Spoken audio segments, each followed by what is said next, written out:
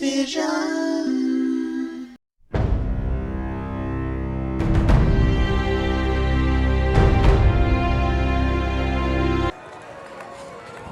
New Fantasyland soft open! New Fantasyland soft open! Yes, I was lucky enough to be visiting Magic Kingdom on a day where there just happened to be a dress rehearsal for the Enchanted Forest, the crown jewel of the new Fantasyland expansion. No big deal. The Seven Dwarves minecart ride is still under construction, but most of the expansion is functional, so let's take a look. We'll start in the back of the expansion, because that's the stuff based on the movie I don't care about quite as much. First, they've reopened Ariel's Grotto, home of the Ariel meet and greet. Step right up and take your picture with an actress whose legs fell asleep an hour ago. Then, the White Witch of Narnia turned Ariel into wood and fastened her to the front of a ship, signaling the entrance to the Little Mermaid ride. The queue winds you through the outside of Prince Eric's castle before taking you inside Ariel's cave, which has been hit by a storm, scattering all of the human junk. Holographic CGI crabs are putting things away, but if they put the wrong thing in the pile, it's up to a kid to point at them. That's the whole game.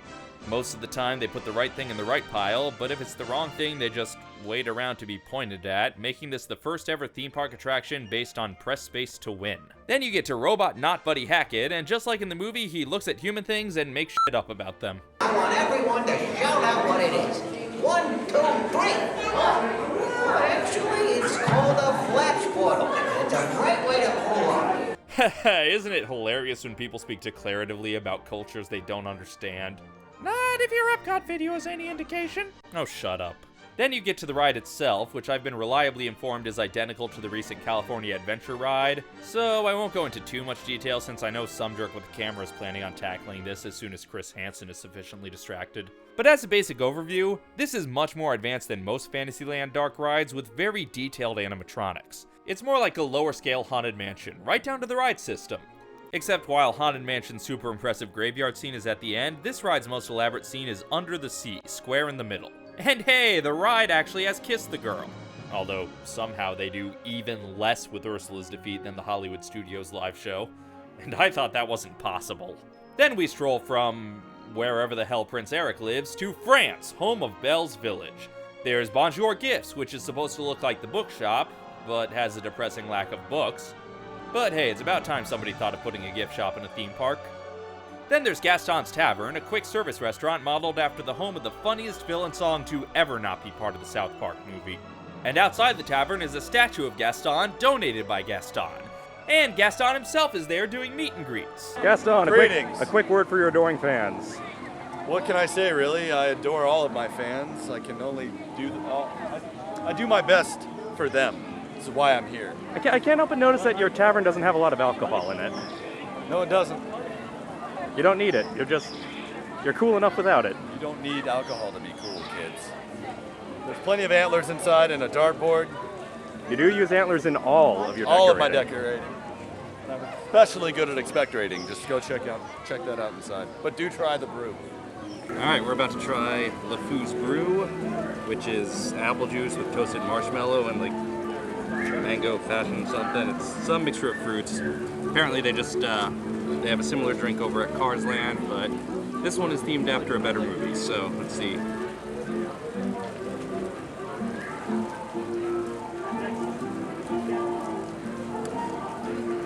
Mostly just tastes like frozen apple juice.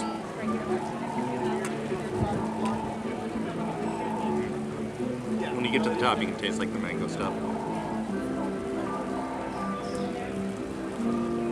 It's no butterbeer, but it's not bad. It's a little touch that not a lot of people will notice, but I really like how the ambient music from this area includes instrumentals of songs from both the movie and the Broadway show. I don't think many of the guests will recognize the melody from A Change in Me or Gaston's song that was just called Me, but I got a kick out of it. But we're not done with Beauty and the Beast yet, because next is the Be Our Guest restaurant, located in Beast Castle. Huh. Maurice really got lost outside Beast Castle? How? He can see the castle from his house. Belle must have walked right past the entrance every day on her way to town. Maurice must have really been going in circles. This map is only 5 years old. Toontown Fair must still be around here somewhere. Now, when I went, Be Our Guest wasn't open for business yet, but we got to peek inside the main ballroom, and it's quite gorgeous. And unlike the tavern, this actually will have alcohol. With the dinner service, but not with lunch since it's quick service by day. which is odd to me. Why not just make it full service the whole time? It's not like there's a total lack of quick service restaurants in Fantasyland. Whatever, I'm more excited about the atmosphere than the menu anyway. Finally, we look at a unique experience to New Fantasyland, Enchanted Tales with Belle. The queue takes you into Maurice's cottage, which has tons of great details, such as a portrait of Belle's mother who's way out of Maurice's league. Although some of the details actually in the movie are missing, like that nifty overdressed peephole, but that's a nitpick. Eventually, you make your way from the living room into Maurice's workshop, where a cast member will tell you about the tools and inventions. It's an adjustable chandelier. He turns this crank on the bottom, and he can get perfect lighting anywhere in the workshop. If it wasn't for Maurice inventing the woodchopping machine, Chip would have never saved Maurice and Belle from Gaston's trap. Then the cast member will tell you about the mirror on the wall. What about the mirror? The mirror? I think it's a very nice mirror. Yeah, we should write those. Well, they'll tell you about it after they get the cue that it's time to move on. Does it serve a particular purpose? Well, I mean, Is there anything whatever. magical about it? Well, whatever Maurice wants to make sure it looks good when he goes up to dinner or something. I mean, he's got to look his best when he goes to visit Belle. I mean, he's going to a castle. Yeah, they should give them a better stalling script for this one. But once they hear the clock chime, then they'll tell you about it. This mirror was actually a gift from the Beast. It allows Maurice to visit Belle inside the castle at any time that he wants. And I know the perfect time that we should visit. Repeat after me. Take me back to the day Belle and Beast fell in love. Back to the day Belle and Beast fell in love.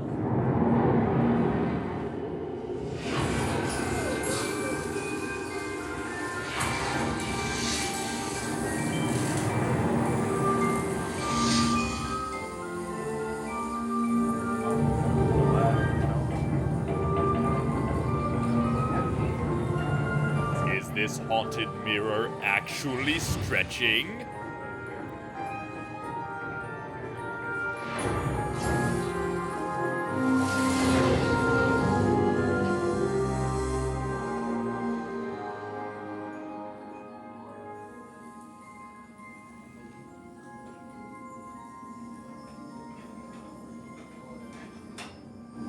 Welcome back to the day Belle and Beast fell in love.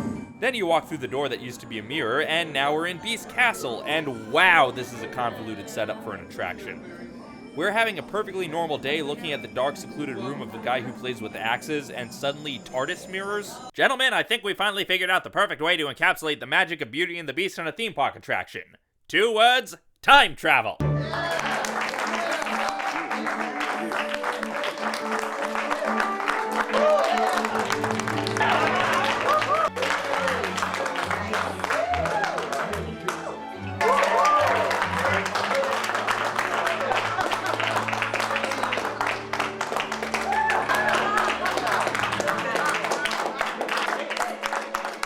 I mean, Gaston's walking around outside, so we already accept that the movie hasn't ended yet, so why do we now need to go back in time to a point in the movie?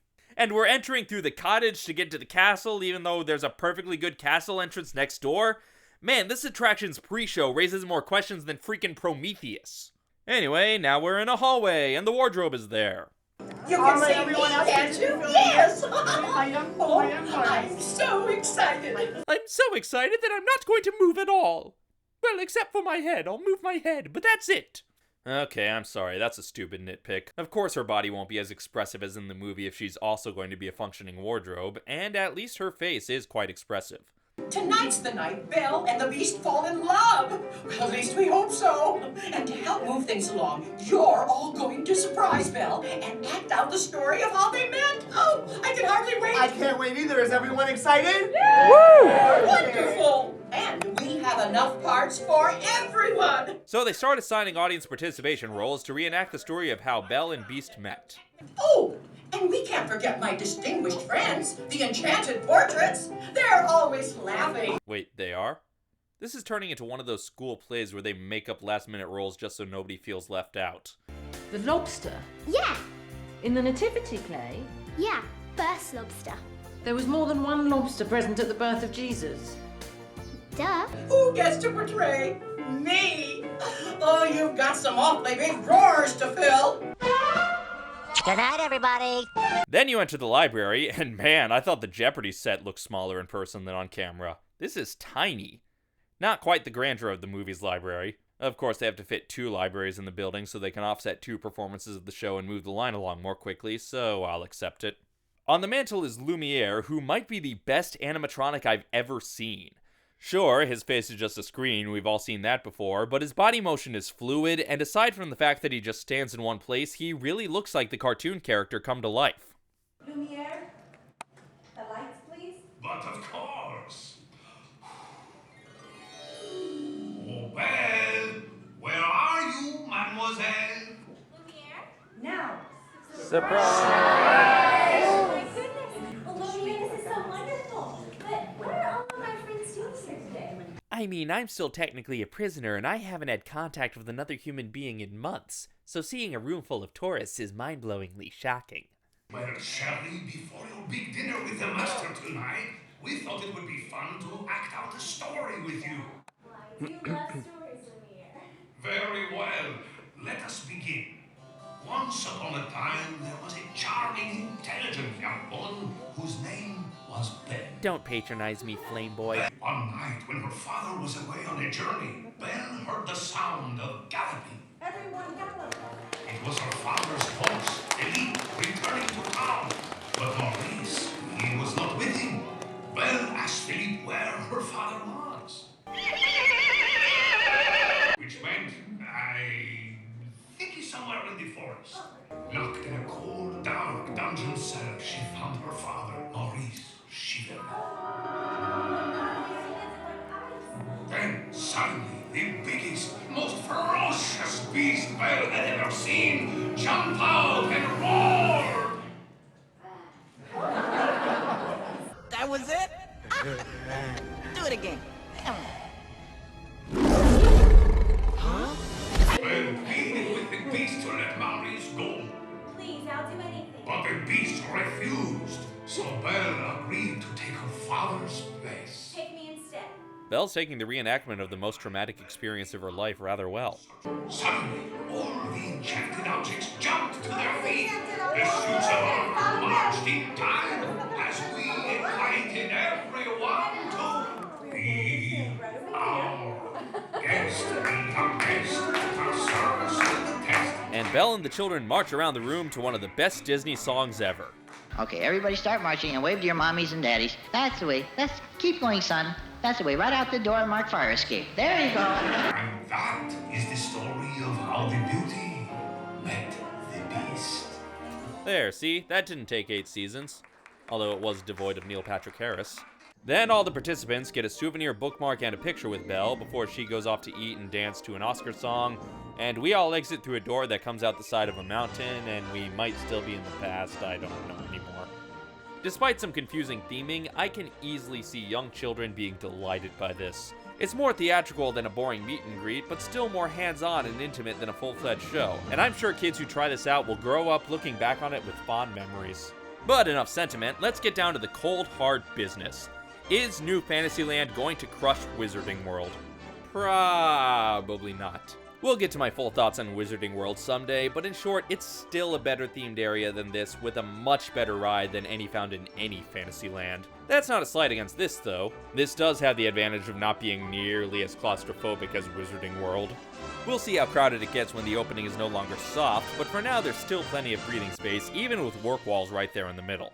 Now, does this make Florida's Fantasyland better than California's? That's a really tough call. Before this, there was no comparison. Disneyland's Fantasyland blew Magic Kingdom's out of the freaking water. But now the playing field is at least a little more level. Sure, if you're just counting attractions, you might still be unimpressed with the East Coast Fantasyland. So far, the expansion is basically one new ride, one moved and duplicated ride, one reopened ride, a half show, half meet and greet, a glorified sprinkler, and a bunch of cash registers. There's still no Matterhorn, Pinocchio, or Mr. Toad, and now there's not even a Snow White. And the Enchanted Forest may seem like an awful lot of space to devote to only 2 movies, even though they're both more classic than the one franchise California recently devoted so much of its far more limited space to. Although at least it makes Venom for the Axis of Anarchy smile. Nice dress. Go die in it. But even if you think they've dedicated too much space to too few attractions from too few movies, you can't deny that they're going all out with the space surrounding those few attractions. For what may be the first time ever, here is a Fantasyland where the focus isn't exclusively on short, kiddie dark rides, but also on walking around the world those rides are set in. I don't know about you, but I never really walked around taking in a Fantasyland the same way I did in Adventureland or Frontierland or even a Main Street. Most of the ride facades were interchangeable, and once you got the overall theming, be it a castle or a village, there wasn't that much more to the atmosphere. But the Enchanted Forest? I'd probably take a stroll around even if I didn't feel like riding its one ride. So overall, Disneyland's Fantasyland still has plenty of actual content that's sorely missing from Disney World's, but the Enchanted Forest alone is a better context than anything else in either coast's Fantasyland. And who knows, maybe the Seven Dwarfs Mine Ride will be so good that Californians will wish they had that. I'm sure some Floridians will gladly trade you for Mr. Toad. Everyone wants Mr. Toad's Wild Ride. In the meantime, while it's not a total game changer in the theme park industry or anything, Enchanted Forest is a welcome addition to the Magic Kingdom, and it goes a long way to making this coast's Fantasyland less vastly inferior, at least. There was a witch who was an evil queen. She was wrinkled, old and green, and she hated everyone. She saw the princess in her silver gown, put the poison apple down, asked her where she bought her clothes. So they got the witch a dress, put some makeup on her face. They started up a band, and the dragon played the bass. Every Saturday they play until their fingertips are sore, mostly math, rock, and cuddle.